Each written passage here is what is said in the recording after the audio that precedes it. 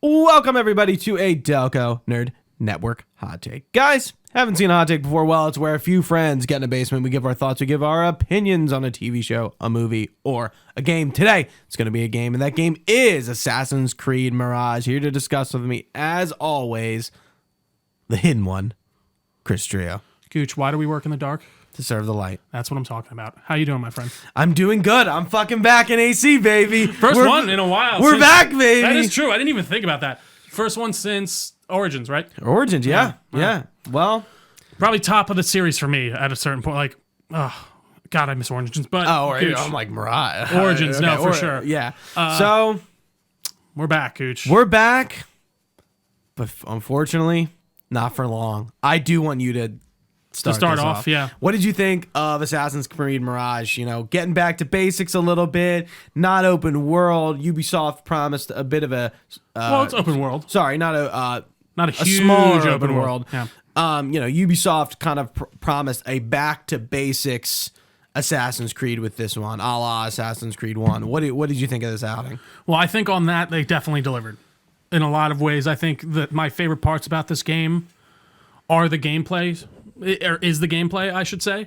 It's incredibly focused on stealth, which I was excited to get back into. I don't think it really leans into the mystical stuff as much as the other games in a great way. I mean, there's Basim's like kind of weird transportation power, but like that's about as far as it goes. And I didn't even really end up using it that much. And I actually did kind of like their explanation for why it is like that within the Animus. The idea is the Animus can't track how fast he's moving because he's such a proficient assassin, and he has obviously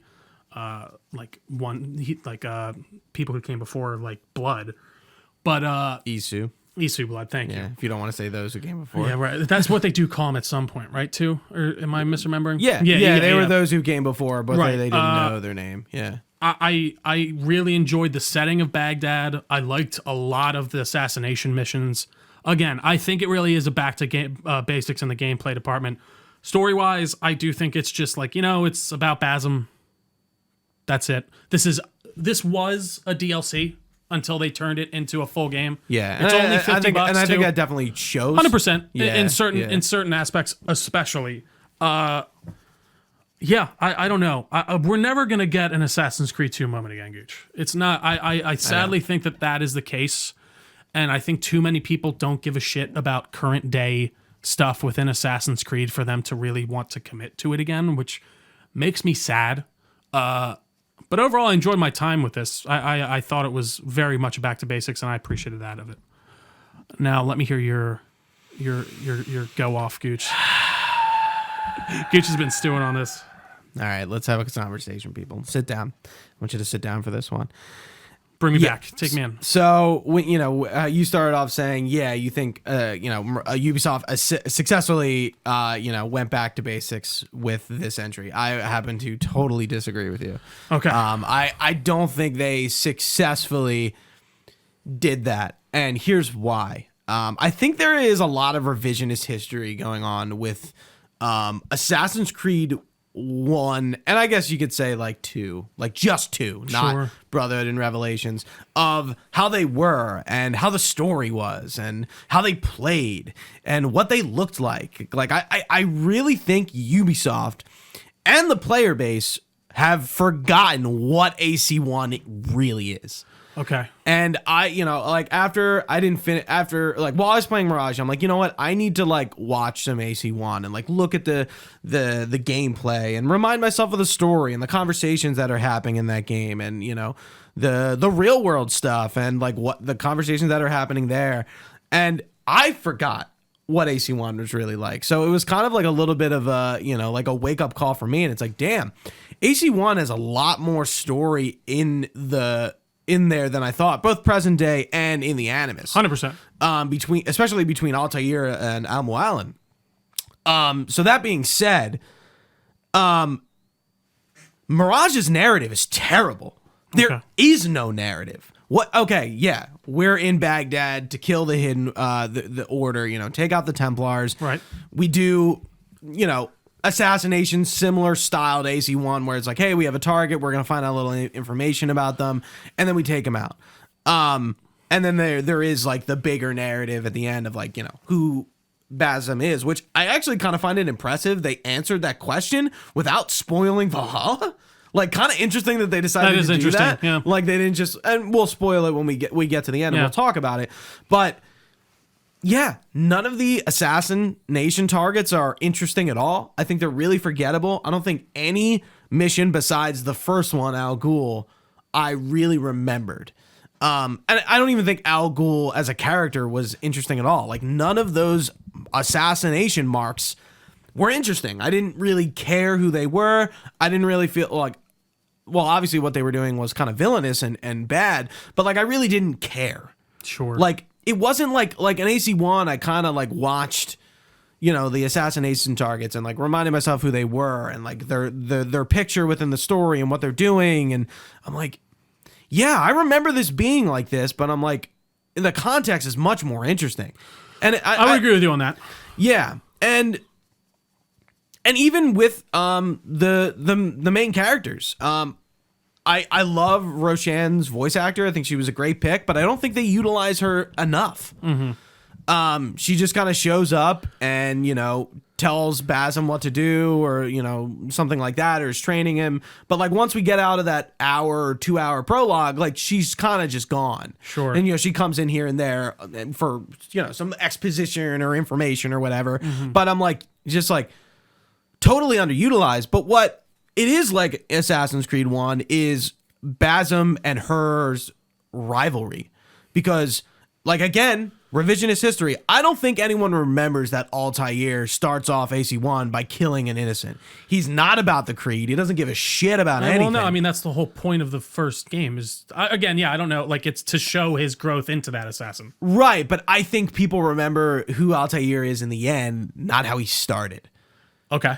And Basem is kind of similar to Altair like that. Like he Definitely. doesn't, maybe a little better of a creed follower than Altair. Well, and because he starts out as a guy he knows about, like he's not he's not born into it. He's not born into it like Altair is. Yeah. Because I think they mentioned that his dad was in the order in the first game and stuff. I actually played up to Unity. I never ended up getting through all of them, but I replayed Assassin's Creed 1, Assassin's Creed 2, 3, maybe 4 back in 2020. And I do see what you mean. And I think it's great you have replayed the games, because you probably even more than me, you have like, you've played these games again recently. So it's not like totally like, hey, I played AC-1 10 years ago. Yeah. But yeah, like getting back to it, like I don't like the supporting characters in all shapes and sizes just don't stick at all. There's no development, no depth. I think like they introduced the Massa brothers, and I'm just like, who are these people? Why do they all look? Oh, they're like identical twins, and there's 3 of them, and like that's why they're all like a different bureaus. Yeah. Okay. I'm trying. But then like it was sometimes like people would be mentioned, like I'm not looking at a person and they're talking about a person. I'm like, I don't even remember whose name that is. Sure. I'm like, because I'm not like putting a face to the name, and they're not like introing a character that I would be able to remember them. The names are tough. They're 100%. Arabic. They're they're Muslim. It weren't as white people, we're not really used to like those types of names. Language, and especially when it's like 6, 7, 8, 9 different characters with kind of like tough to pronounce names, and it's just like, damn, like who is this person again? Yeah. Like you remember Roshan, you remember I do think the first one is very much like that in a lot of ways, in my opinion. Going back and going to it, like you have your few, like the main takeaways I remember coming out of AC-1 with was Al-Mualim was a piece of shit who was lying the whole time. Yeah, Altair develops into a true assassin who, by the end, actually understands the creed and wants to follow it to its fullest. And, you work through all these guys who are doing different things within the Templar organization. You hit the merchant, you hit the dock guy, you kind of hit these different archetypes that are very interesting. And I do think that's where this falls down the most. When I say back to basics, I mean trimming the fat that has been added on in this new RPG era. Yeah. And just mechanically speaking, the reining in of it, I appreciated. I know you said you weren't a big fan of the combat. And I can understand still that. Gotta get there. I think it is very much more in line with the old style of combat. It's not the exact same, don't get me wrong, but I felt like they really did rein that in. I liked the discovery missions. I liked pickpocketing. I loved being able to sit on a bench again. I liked being able to blend with crowds again. I liked being in a densely packed city again. There are just certain elements that I've been missing from an Assassin's Creed that I'm happy to see back. And I guess that's why I'm kind of willing to maybe look past these narrative issues a bit more. Sure. Like it didn't really kind of... But I agree with you 100%. I think it's definitely not as sticky on that stuff for sure. But yeah, no, I'm trying to think back to AC1. I think more AC2 is the pinnacle and what that was really kind of set up what this thing is. I would agree too. And even going back through that, I just forgot how well like that game ties you in. Like you're going through all these assassinations, then by the end you do like your initiation in the bell tower in Venice with everyone who you've been working with who has been an assassin the whole time. It's incredibly well done, and I think that's truly where the AC games have kind of just fallen short because they backed out of the real world stuff after Desmond. And I'm sorry, I kind of get why, because a lot of people bitched about it all the time and they wouldn't shut the fuck up. They were like, we don't care. I don't really want this present day story, which I think is a big mistake because there's some very interesting threads there. But then they kind of have brought it back in this somewhat half-hearted way. And that's what kind of sucks. But I agree with you. I think the narratives are where this story kind of falls down the most. And listen, it's a $50 game, which I think is appropriate. And I didn't regret my time with it. But yeah, I think you'll get like 20 to 30 hours out of it. Depending on what you do and go through. Like I got the 100%, so I need to make sure I talk about the achievements. But yeah, I got my full out of the game. But honestly, I think like once you beat it, no, you're probably not going back. And, I don't think there really is a point to go back unless you want to get the trophy. Yeah, I guess trophies. I did feel like Basm's free running was a little bit sluggish at times. I did want definitely more not the that, best. I wanted more in that regard again, and so there have been some Assassin's Creed Red leaks. I don't know if you've seen any of them about the Japanese one, and they're saying things I like when it comes to stealth, free running. And really kind of, especially with the Shinobi character.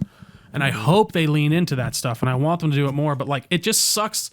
I think they could pull back on the parkour when they got to Egypt and these other places because they weren't as dense, and you didn't have these big scaled cities, but like, and I don't know, maybe they'll deal with the same thing in feudal Japan, but I don't know. I really would like to see them focus even more in on the parkour elements and stuff like that and just making it more interesting because again I do think there's like people look back on like Unity with rose-colored glasses in certain ways. I did like that one retrospective you sent through about from parkour. White Light, and even like the amount of stuff that you could do in AC1 that I had no idea you could do parkour wise is pretty wild, and how you could kind of take advantage of that system within that to move even more quickly. And it was very interesting. I do want to talk transition over to the gameplay of Mirage because I think it is pretty trash. Okay.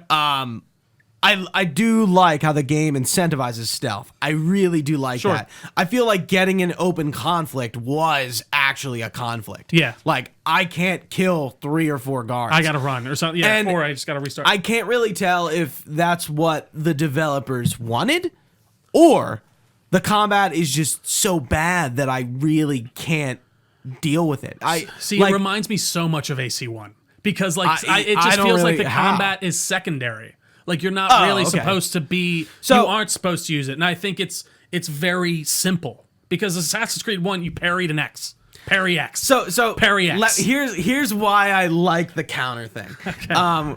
Which they do bring back in this, not in the exact same way. Yeah, there is a but I feel like with this, it's like okay, you're fighting, wait to parry. Slam, slam, slam, slam, slam. You get, you parry him. Now just hit him down. Do it again. Well, but you weren't killing them immediately, like when you parried.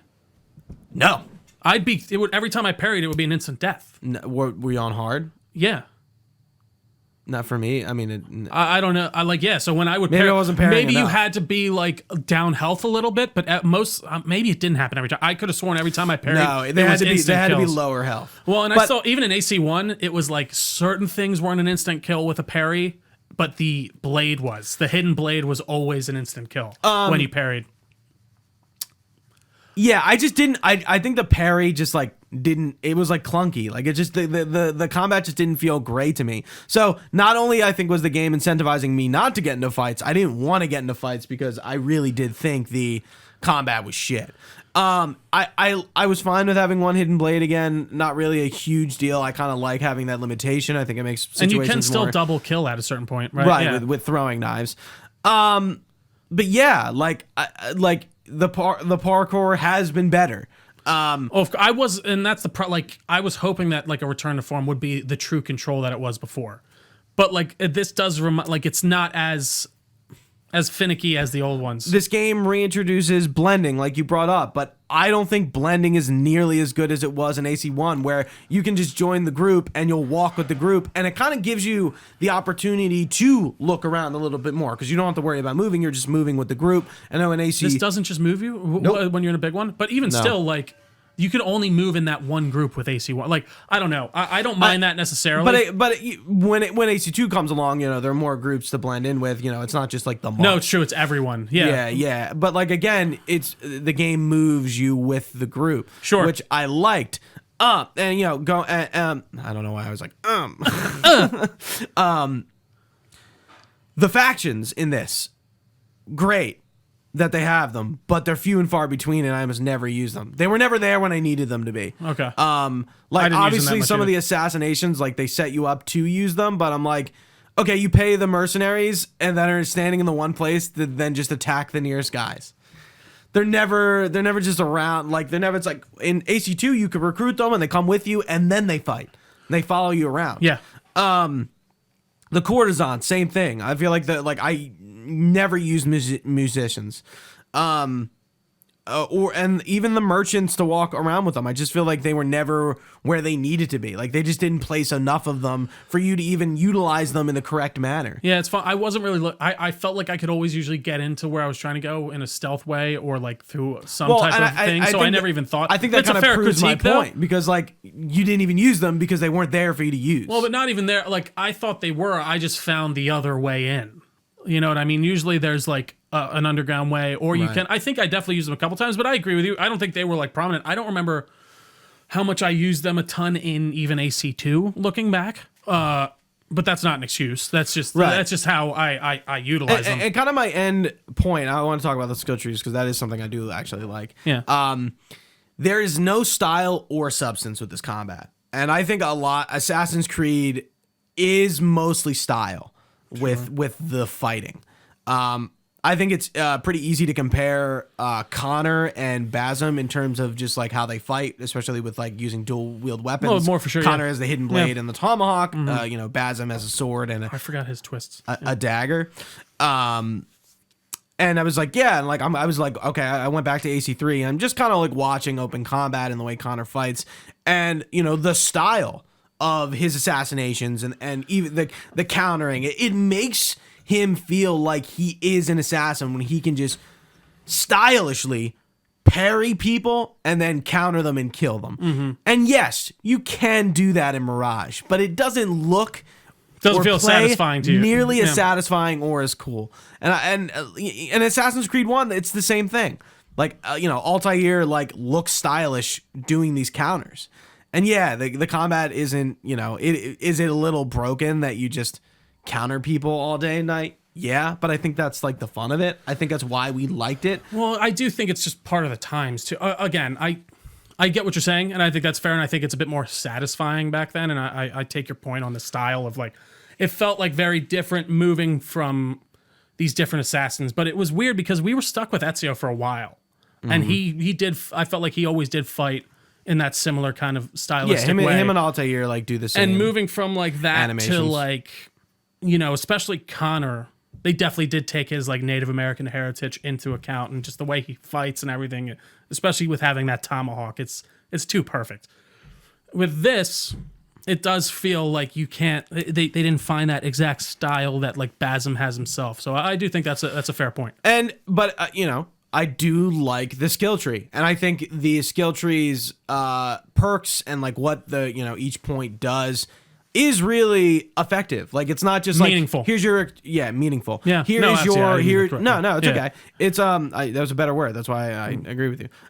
It's not just like, hey, here's your 50% increase to your skill. It's like, oh no, you unlocked a new thing that kind of like changes up how you can approach situations in combat. I started with the most right tree, like with the eagle vision stuff, and then I did the middle one, and I saved the focus attack for last because I didn't like it and I wasn't using it. I felt it was kind of immersion breaking. I didn't really understand it. I was like, I don't want to just teleport and insta kill people. Why would I be able to do that? I'm not even Because like, he's so fast, Gooch. He's an issue. I did like that explanation. I don't care. I mean, it's just like, what? Like, why can I do this? It felt like they didn't have the courage to take that, like, those kind of powers things out, like, completely.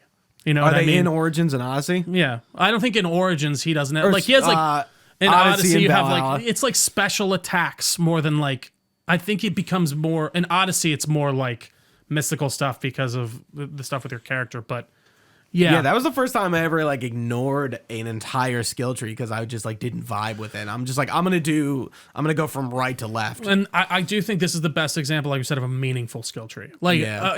I would look up the Valhalla one when you get a second. It is a nightmare.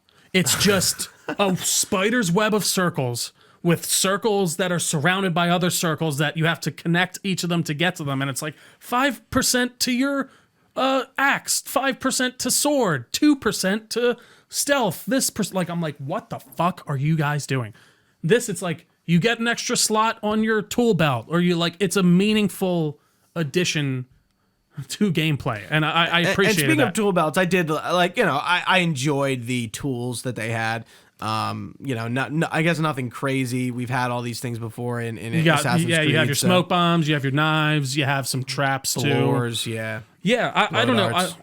I do think that combat aside, it's a very solid look back at like, or just rein in of like just the kind of amalgamous mass that AC has become. Baghdad is very manageable. It is. I do have to admit, and I did like Baghdad. It was different. I actually appreciated learning about you know, like the- Muslim culture and stuff like that, and from the Arabic past, culture. because I Yeah. feel like it's like, you know, I'm sitting here and I was like, wow, I didn't know this at all. That like, you know, Baghdad seemed to be kind of like a mecca, Mecca, no so, pun, yeah, pun intended, of science and Trade at the culture time, yeah. and trade, and you know that they were doing all these things. It's like I think probably most people don't know that. I mean, obviously most people's perception of the Middle East is pretty colored just from the times we live. We in. live in. I think that's a very great way to put it. Absolutely. I completely agree.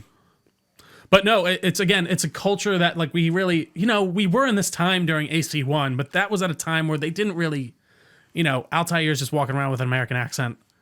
Al I Mualim, like everything. his voice. Like I think it is funny to think back where they're like, no, we're not going to do it. And I mean, even you look at Unity, they weren't given what's his name a French accent. He was English for some reason. Yeah. But which is funny though, because you know when Altair or not Altair, you know Ezio was talking, he had his Italian accent and stuff like that. And one of my favorite things was always just the intermingling of the languages that they'd always use, and you have subtitles on, you learn a new word or something. So it was cool hearing them speak in Arabic and all that stuff. Yeah, I liked the setting a lot. I did. I thought it was very manageable and interesting.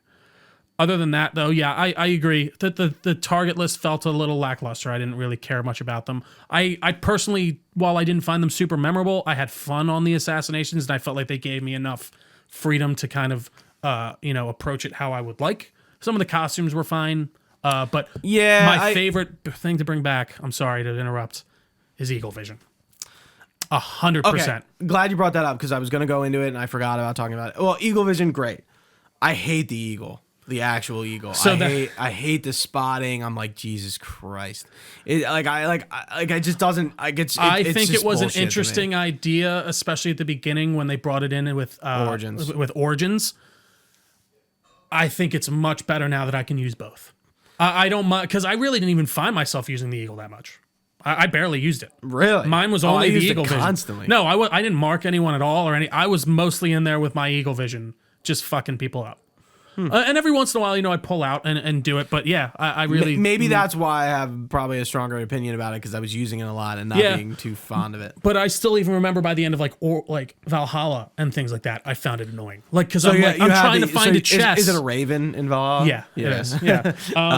Yeah, and in Odyssey, I probably it's like a hawk or an eagle. Or in Odyssey, it's a hawk, I think. Yeah, I think that mechanic is overstated its welcome. Just get rid of it. I don't like. Do people like it that much? I think both of them can work like this. I would like to see. I think because I think the eagle has its, its additions. What's the word I'm looking for? Its pluses in certain situations for sure. It's pros. Thank you. But I just like that I don't have to really use it if I don't want to. I have eagle vision, and it's that kind of classic. You see through the walls and stuff like that. You talked about the pickpocketing earlier. I really like that. The minigame was kind of cool for it. Yeah. Definitely didn't mind it. The weapons and the gear, the outfit and looks were fine, but like I felt like I used like the first, the hidden one, the outfit, like the outfit that Basim has on the cover of the game the whole time. Right. You got the his master assassin garb, right? You mean the Isu outfit? No. I mean, it's like just an assassin. Yes. I like that design a lot. Oh, with yeah, the red, I like that. Yeah. But it was a costume. So there's armor and then there's costumes. Which I'm fine with. I'm fine too, but that one I was hoping that I could, put colors on, which you can't. If it's a costume, you can't change the color. Yeah. I didn't really like that Isu armor. Like it just they put that in every game. I'm just like, this is so like immersion breaking. Yeah. And that was like, again, like why would Basim be in like this knight armor or like this like gladiator looking costume? I know, but they give you the out. Yeah, no, I know. It's for the other non-immersion. That's definitely. I'm just like, this is breaking my immersion. Guccism right there. Yeah, immersion. I think we've already added that one. I'm wanting. Do you actually have a list? I don't have it. It's in here. You need to start a physical list. I'll because I you think it's funny, and I just want to see a like list of Guccisms. I mean, start it right now. Yeah. Okay. Not this second. After I'm done. But anything else? I'm trying to think. Before we talk about the end, I guess I'll talk about the achievements and the side stuff. I think the side stuff is fine. It's pretty forgettable for the most part. Yeah. I like how the open world isn't full of, 1,000 checklists and and 1,000 different things to do. It's like viewpoints and like a few other things. It's manageable. I like it. I was having a great time with the achievement list until I got to the end where I started grinding and really going after them. Oh my God. There's a lot of achievements were bugged. I had to start a new save file to get all 21 viewpoints again, which took me like 2 hours and I wasn't really happy about it. But like I got on the map and I'm like, dude, the viewpoints didn't unlock. I'm like, oh my God. So I wait, like they did like a 1.5 patch and it didn't fix it. So I was like, all right, I'm going to do it. And I went back and, just got all the viewpoints again. Once I got to Baghdad, just fucking ran around and got them all. But like, there's an achievement for, the collapsible, like, scaffolding things that you can use. There's an achievement for doing 20 of those, and it's funny how few there are in the game. Interesting. So like I only did like 2 or 3 of them before I actually was going for this. And like to grind them, you have to find like a spot with 2, fast travel back, do 2, fast travel back. And like that achievement like bugged, like the tracker was wrong. And like, yeah, like I just I had to go, like fucking looking for musicians was impossible. There's only like 3. Like, I'm like, how are this few? Like I'm thinking about it. I'm like, how did I not get these naturally? I got the merchant one. I feel like the merchants are the most prevalent, but like the mercenaries and the musicians were just like nowhere to be found. Yeah, so I ran into like bugs and just like the tedious grinding of some of the last achievements were just annoying. But otherwise the list is like pretty standard. Manageable. Yeah. And yeah, I think that's about it. What about the wanted system? How did you feel? I did like bringing back that I guess the posters and everything. Yeah, I guess I was fine with it. That's like straight out of AC2. That's yeah. I remember the notoriety system. I kind of felt like it was like, what were the ramifications of it in AC2? They just saw you. They saw you and immediately like. So I think at level when you were at level 2, they'd like be suspicious of you. But then at level 3, they'd immediately know who you are. and like immediately start going after you. Yeah, something. In this, once you get to like the highest level, there's archers everywhere. And at the second level, you're like more noticeable. There was something about it I think I just didn't vibe with. I think it was just filled up too fast. Sure. You know, like you just kill somebody in open combat and it's like, oh, you're wanted. It's like, okay. I do miss high and low profile stuff. That's something that I think is really the holding RT. Yeah, like, and I think the controls in this game are kind of bad. I do like, again, I think there's something really immersive with the high and the low profile thing. Y being eagle vision because it's your head, X being jump because it's your legs, X being your assassinate because that's where your hidden blade is. B is interacts, and B. It's push and like interact and stuff. Yeah. Right, because you're doing it with that hand, and like I miss the pushing. Instead of just fucking running into a group and everyone. Well, goes that was everywhere. like the whole. That was a big obstacle in the old games of like running into people was much more of a problem, especially if you ran into like two people, you fall. And like in this, you just kind of run through people. Yeah, it's like I think Assassin's Creed works more when it's trying to be immersive. And that's the style of game I like. But yeah, I think Mirage does like half-asses its attempt to go back to basics. And again, I think it uses revisionist history of you not really remembering how AC1 really played to its supposed success. I disagree in the way of like this is very much a back to basics and how much is going on in the world, the mechanics of how you're playing, a lot of things making a return. I agree with you because innately this was already a DLC that they took in another direction. Yeah. That I would have assumed looked probably a lot more like Valhalla. And I get why they did that. Yeah, and I think it makes sense. And I don't know. I think for what it is, when it comes back to the gameplay, it is a welcome return to basics. And I do think it is. Story-wise, maybe not, and I can definitely get with you on that. So let's talk about that ending. Yeah. Which, I guess we know where it was going, and we're gonna spoil Valhalla a little bit. If you've beaten that, and it's DLC, you know that Basm is an Isu and he is Loki. Yep, he's a reincarnation. So take that information for what you will, but by the end of Mirage, you really aren't actually told that at all. No. Well, you realize the only thing you're kind of told. So throughout the whole game, you're being taunted by this genie. Genie. Oh yeah, I think it's like that's yeah. Yeah, same concept. Same thing.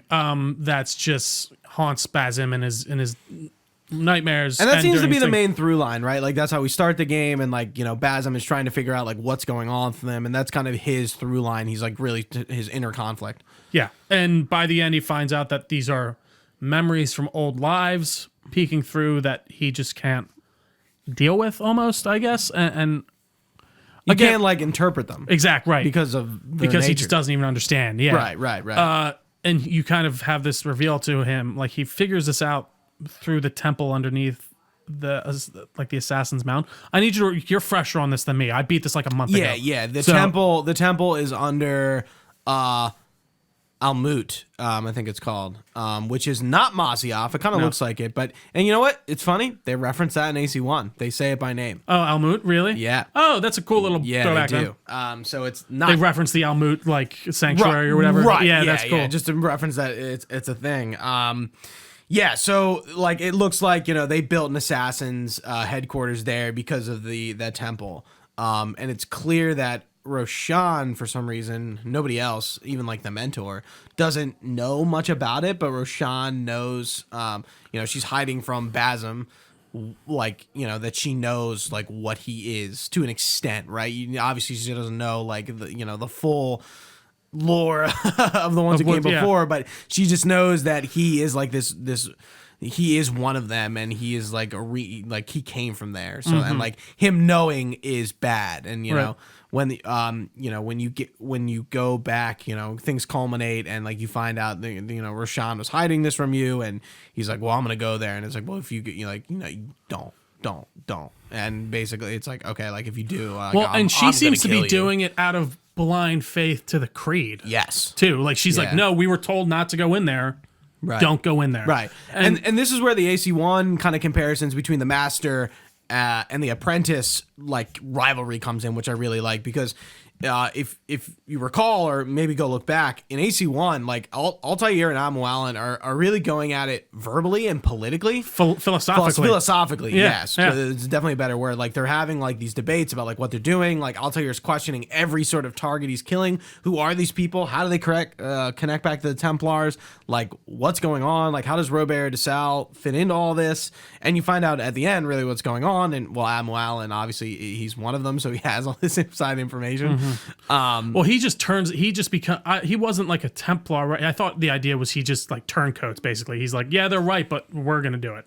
Like, I didn't think he was like a full, like a Templar I think he's with the a group. Templar. Okay, interesting. But anyway, we don't have to. Continue. Yeah, but no, that was it. But just like, hey, like they did kind of like harken back to that master apprentice rivalry, because we get in AC Unity. There's that. Are there multiple mentors?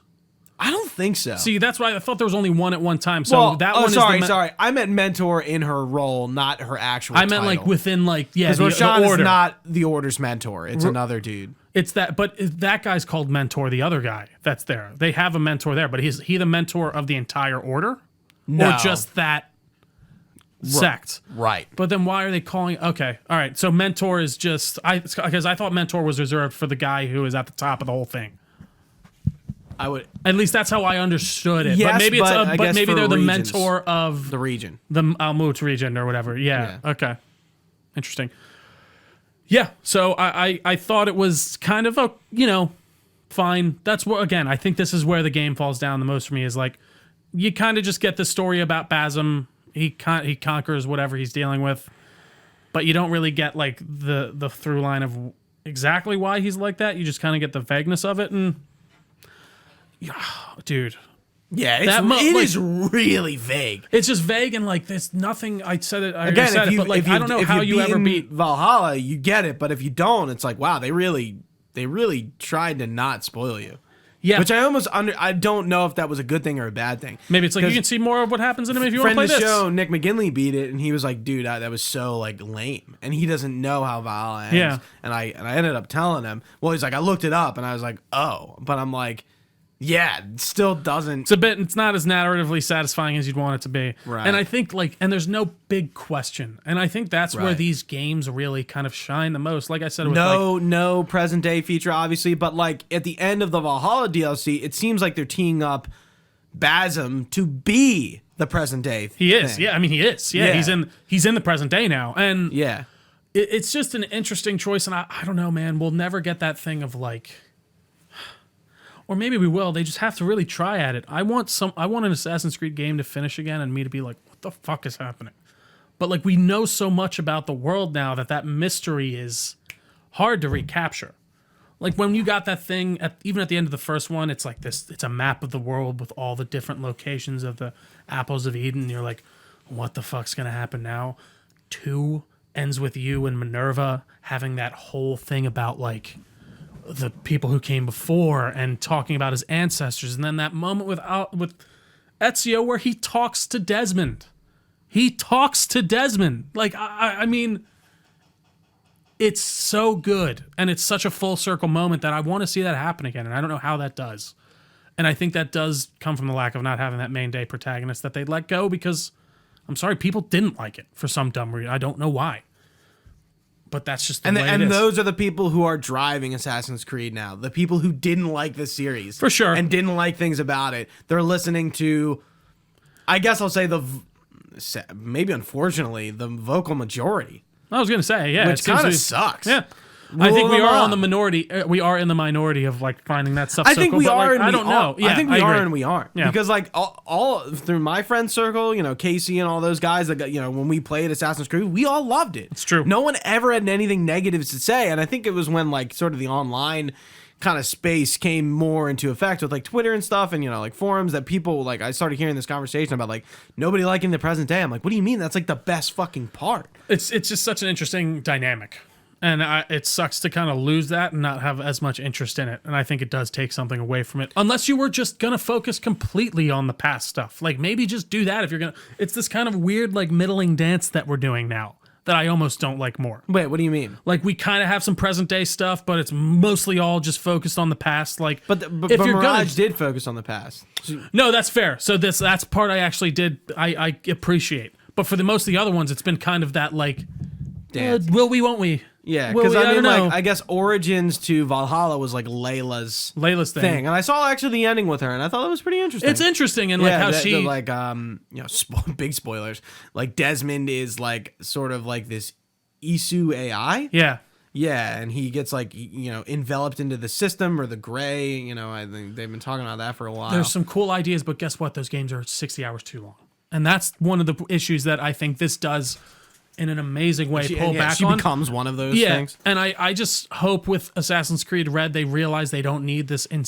They said it's one of the leaks was that it's about the same, a little bit bigger than Valhalla's map, much smaller than Odyssey's map. And I do think Valhalla's map is 100% more manageable in it, and I think it's more like it drives you to explore more of it.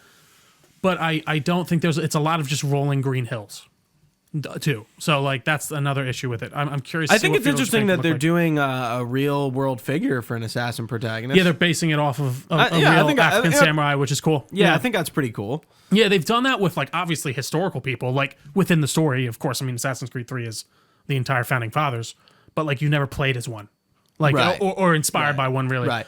And we talked about okay, so Basim, we have a boss battle with Roshan that's kind of shit. Yeah, again, that poking through of like I don't need a boss battle in these games. Yeah, I don't need to. But I appreciated that it was at least only one. They didn't. I was surprised that they held it in that. I'll give them credit for doing that. But he beats her. He goes into the temple, and he finds out this is where he was like essentially like born, I guess. Yeah.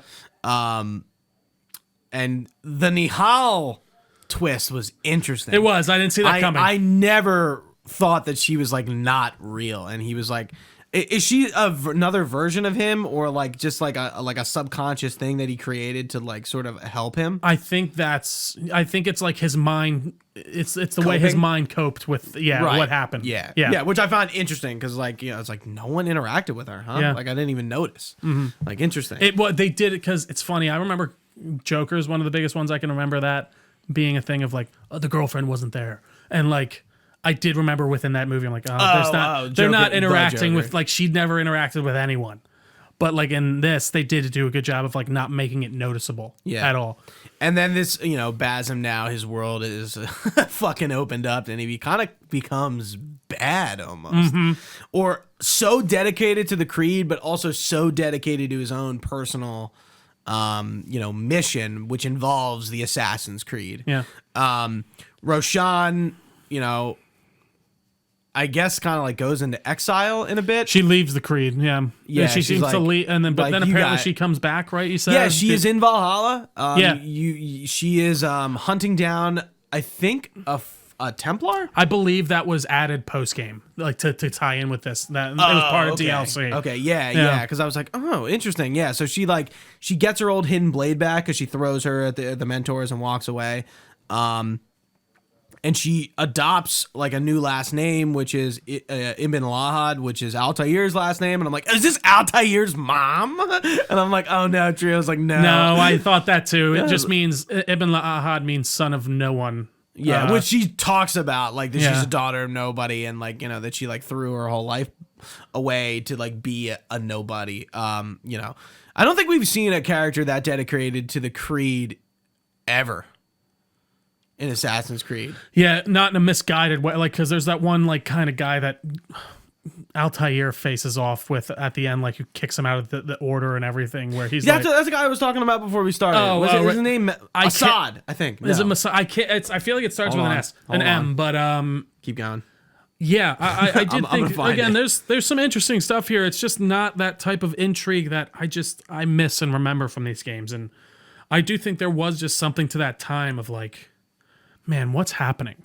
And now we know so much that like it's kind of tough to reinstill that mystery again. I don't know. It's really tough. What are you still looking? Yeah, buy me more Who's- time. I'm I'm finding it. I can't. We can't. Altair's mortal enemy. It's he runs one of the Yeah, I'm gonna find it. the things. I know there's like the guy whose arm got cut off. I forgot about him. Yeah. And And that's because of Altair. right, And because him being an idiot Yeah. and getting killed. Oh my god, so much lore. No, oh my god. Oh, fuck. Oh, I'm taking forever. I'm sorry, guys. I gotta find this out. This is Jerusalem. Like I'm just going through the wiki because he'll come up like right at the end. Yeah, here we go. Abbas. That's his name. Abbas. Yes, Abbas is the one who's Right, like, Abbas, yeah. you killed Abu Alan. Like, what the fuck? Like, you just killed our mentor. And, Altair had a faction of his own, and Abbas had, I guess what you would say a loyalist Creed faction. And they, through his entire time as a master assassin and as the mentor, he's like opposed by him. He doesn't become mentor truly until he's like an old dude. Like, because he finally makes his way back after like the Why'd you bring that up? I can't remember. Yeah, okay. So Basim, we know what happens if you've played Valhalla. Basim,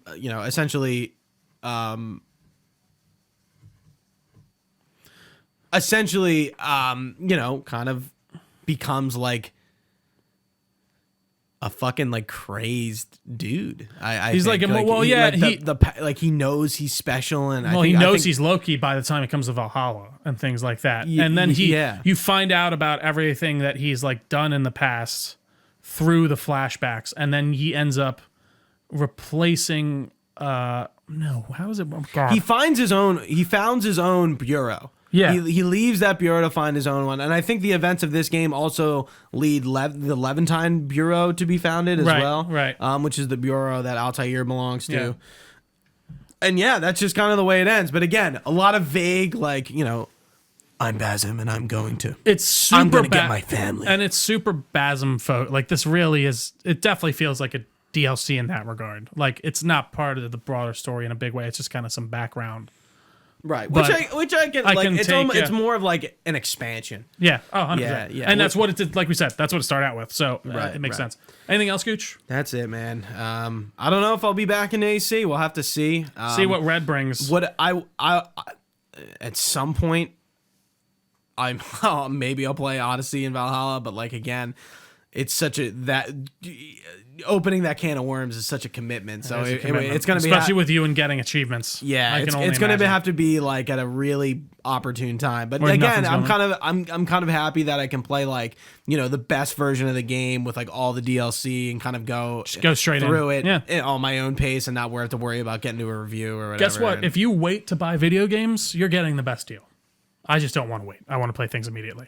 But Gooch, it's fun to be in the conversation. That's exactly. That's 100%. But like I do, there's a sense of FOMO when you're not 100%. But I do think if you're willing to wait and you're fine with it, you save yourself a lot of money in the long run.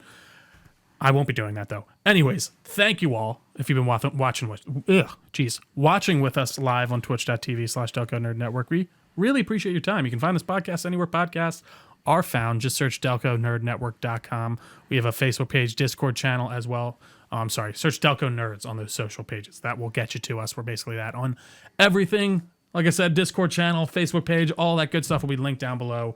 You can email us your comments, questions, or concerns, delconerds@gmail.com. We'd be happy to get back to you. And you can find all this information and even podcasts on our website, delconerdnetwork.com. It's better to experience them through the podcast player, but you can play podcasts directly from our websites. Other than that, thank you all so much for joining us. If you can leave a like, comment, subscribe, tell your friends about us. It goes a long way. We really appreciate you guys watching. Couldn't do it without you. Thank you so much for your time. For Gooch, I've been Trio. Stay nerdy, and we will see you next time.